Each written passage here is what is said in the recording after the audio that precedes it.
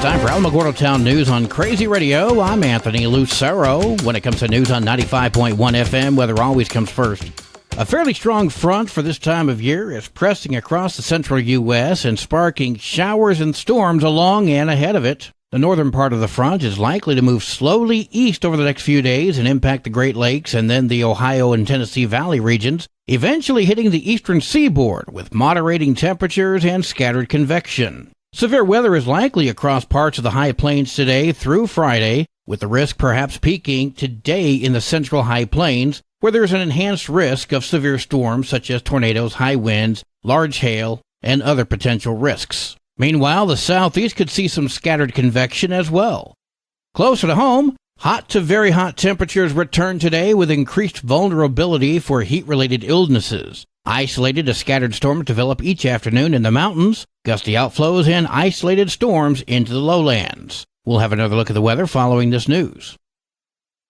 The Alamogordo Police Department invites you to have coffee with a cop. That's next Friday, July 14th from 9 until 11 at Lowe's Signature Market, 675 East 10th.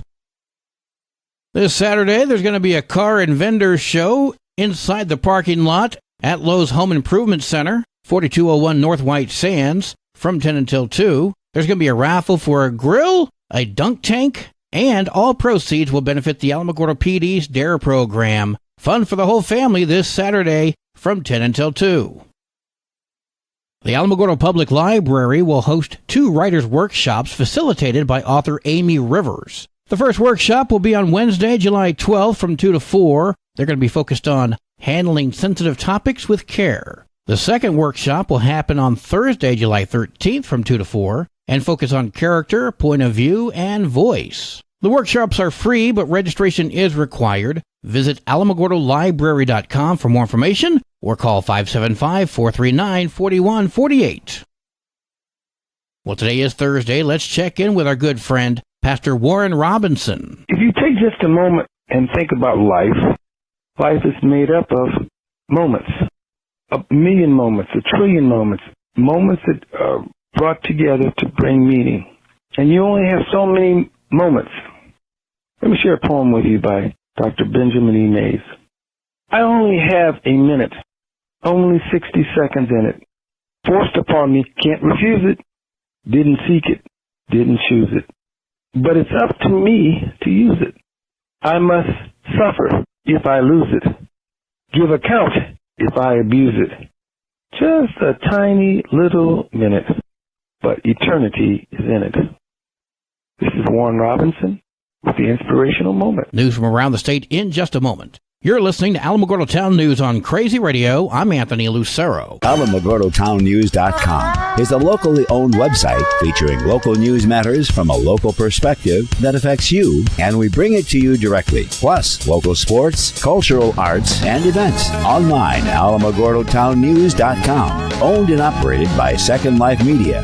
We are Otero County. The Alamogordo Center of Commerce presents the 3rd annual Tularosa Basin Open Golf Tournament. Saturday, August 26th at Desert Lakes Golf Course, featuring celebrity guest John Carlos. Contact the Center of Commerce today to sponsor our guest speaker, breakfast and lunch, golf handbag, and more. Golfers, call Desert Lakes at 575-439-0290 to secure your spot in the 4-man scramble best ball tournament. See you on the green. Directory Plus is the right size book. It's the book if you need a full book. That's what just one person has to say about Directory Plus. With its red cover, features, colorful yellow pages, and lots more, it's no wonder people all over use Directory Plus. It has so much more information. You can cross-check phone numbers or addresses or pretty much anything. Look on the plus side, Directory Plus. I'm a big fan of Directory Plus. Yesterday, the New Mexico Supreme Court allowed the Republican Party of New Mexico's challenge to gerrymandered maps, which were drawn in 2021, to proceed. What this does is it approves the case for us to move forward. And what that means is now it will actually be considered in court for the decision if this was gerrymandered or not, which the way that I understand that the judge wrote it up is that almost all the burden of proof has been proven through our first case that we did back in December, I think. And now that we are in a courtroom, we don't have to show as much burden of proof. So we've I would like to say that we've basically won. County Commissioner Amy Borrella speaking with KALH Radio. I do want to make sure that Steve Pierce gets 100% of the credit for this because he was the one that believed in this case. He is the one that fought for this case, raised money to fight for this case, and has continually kept his name out there and kept it active, and this is what that kind of work does. So I'm very proud of him. He's been going through a lot with his wife, and here she's sick, and I think he needed this little pick-me-up. The actual court date should be announced in the coming weeks. Democratic Party of New Mexico Chair Jessica Velasquez seems to enjoy bragging about this a lot. Earlier this year, New Mexico Democrats enshrined into law House Bill 7. While she ignores the large swath of New Mexicans who oppose it. But the birth of House Bill 7 led to the afterbirth. Governor Michelle Lujan Grisham's hotline, 833-767-3776. The hotline was described as meant to help women with questions about reproductive health care, including abortion access. Including, not solely. On June 24th, Abortion-Free New Mexico spokeswoman Tara Shaver spoke with KOB about the hotline. I can certainly appreciate that, the governor is trying to make an effort to provide resources for women. The pro-life community is so vibrant and we have so much to offer. However, local abortion facilities, the Department of Health, even public schools are not willing to share our information about the resources that are available. So I feel like this hotline is probably going to serve one purpose, and that's to promote abortion and birth control. That sounds like a pretty heavy accusation. So in order to confirm exactly what this hotline offers, Abortion-Free New Mexico conducted their own investigation by calling it. The caller had just told the operator that she was 2 months pregnant and nothing more. And with you being about 2 months, that means that you would have to do a procedural abortion. You've passed the window for doing a pill abortion, okay? Okay. Well, actually, no. 2 weeks you can do the medication abortion. That would put you at about 8 weeks. So would you rather do procedural or medication? I'm not really sure. I just kind of wanted to find out all my options since it is my first pregnancy. Yeah, so that's why I was just kind of calling to see what is available. And I don't even know if I'm going to do the abortion or if I'm going to keep the baby. Do you guys have other resources as well, or is it just for abortion? We have other resources. Audio was edited for time constraints. The full call is 22 minutes, and I would recommend listening to it. abortionfreenm.com. It's important to point out that the caller never once requested an abortion. She just had questions about resources. So what about other resources, specifically parenting classes? When you go to your OB, especially if you do like Medicaid, Medicare, or whatever doctor's office you do, they usually give you information to parenting classes. A lot of hospitals that they're connected to, they also usually offer parenting classes as well. Okay, so you don't have any actual resources. I just have to go to my OB and ask them for a list. Oh yeah, that's how you'll get it. They'll give you a list for all of that. Nowhere in the call does the operator offer any kind of care other than abortion. She delegates the other services to other hotlines, even though she repeatedly claimed that they do offer them. One of the resources the hotline operator referred the caller to call was the New Mexico Religious Coalition for Reproductive Choice. Hello.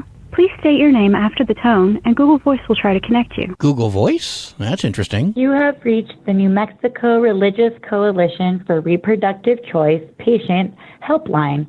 Due to our high volume in applications, response times may take longer.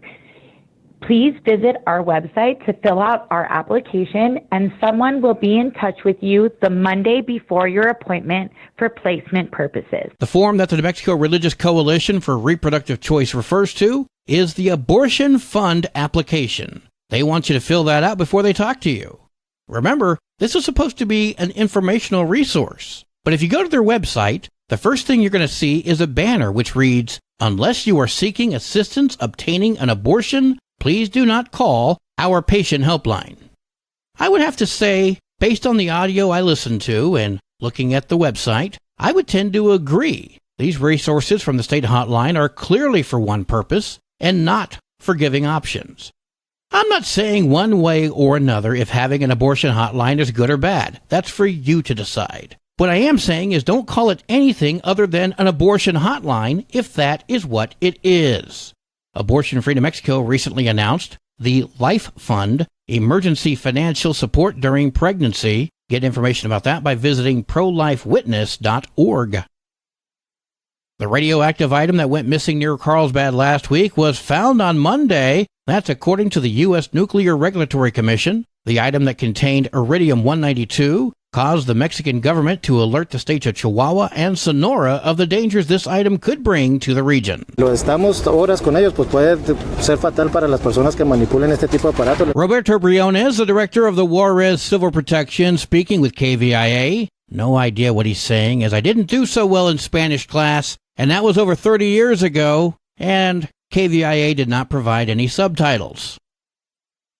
You get a license, you get a license, you get a license, everybody gets a license. Governor Michelle Lujan Grisham's Oprah Winfrey style of granting cannabis licenses is beginning to have nasty effects on the industry. 62 leaders of the cannabis industry in New Mexico have signed a letter requesting that the state stop issuing new cannabis production and sales licenses. The letter states that the industry is currently experiencing extreme instability since rapidly growing after legislation legalizing the industry passed in 2021. The letter argues that the industry is competing with a long-established illicit market, which is flourishing due to the lack of resources for compliance, enforcement, and established consequences to deter individuals and organizations from participating in illegal cannabis activities. The letter goes on to say over 1,000 retail licenses have been issued by the state since April of 2022. Industry leaders argue that the opening of new retail establishments is expanding at a point where sales cannot keep up,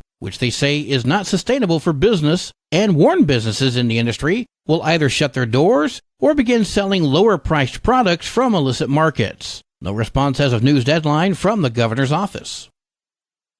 New Mexico Governor Michelle Lujan Grisham has chosen Hannah Risley White as the new director of the Interstate Stream Commission. The commission has legal power to steer water negotiations across the state and to negotiate with neighboring states.